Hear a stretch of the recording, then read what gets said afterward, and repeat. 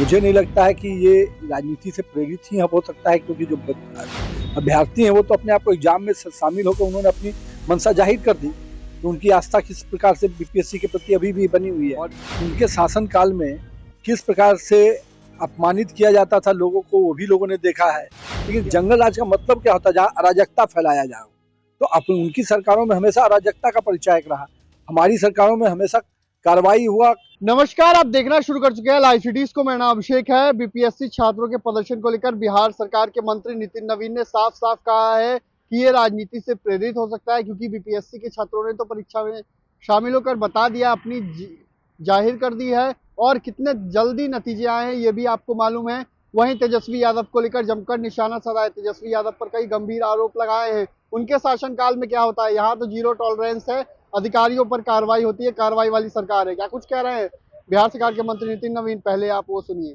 Sir, Tejashwi Yadav कल भी कहे हैं कि बिहार में सरकार अधिकारी चला रहे हैं, मुख्यमंत्री होश में नहीं है, और यही कारण है कि उनके सभाओं में कोई जाने लगता है तो अधिकारी कहते हैं कि जो पावर है वो मुख्यमंत्री को है, आम आदमी को कुछ नहीं।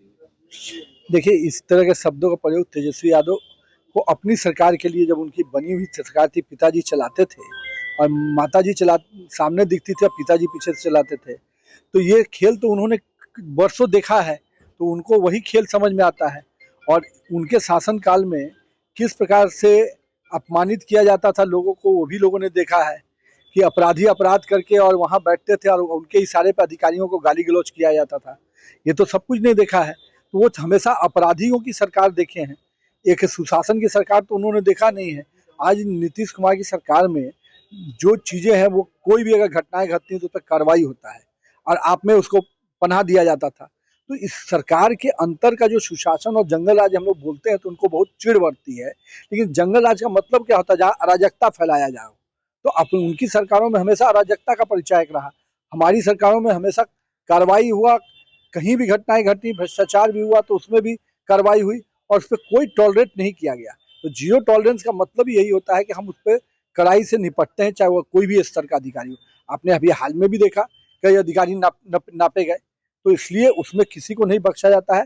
यही तो हमारी सरकार की यूएसपी है कि ना हम किसी को फंसाते हैं ना किसी को बचाते हैं। बीपीएससी को लेकर के आज फिर से महाआंदोलन जो विषय है, व्यक्तियों का सारा एग्जाम दिया गया और सारी प्रक्रिया में कई लोगों ने अपने, और बहुत जल्द उसका जो रिजल्ट भी है उस भी सबके सामने है। मुझे नहीं लगता है कि ये राजनीति से प्रेरित ही हो सकता है, क्योंकि जो अभ्यर्थी हैं वो तो अपने आप को एग्जाम में शामिल होकर उन्होंने अपनी मंशा जाहिर कर दी कि उनकी आस्था किस प्रकार से बीपीएससी के प्रति अभी भी बनी हुई है। तो आपने सुना कि बिहार सरकार के मंत्री नितिन नवीन ने क्या कुछ कहा है। साफ साफ कहा है, कार्रवाई वाली सरकार है, कार्रवाई होती है और कोई बचेगा नहीं।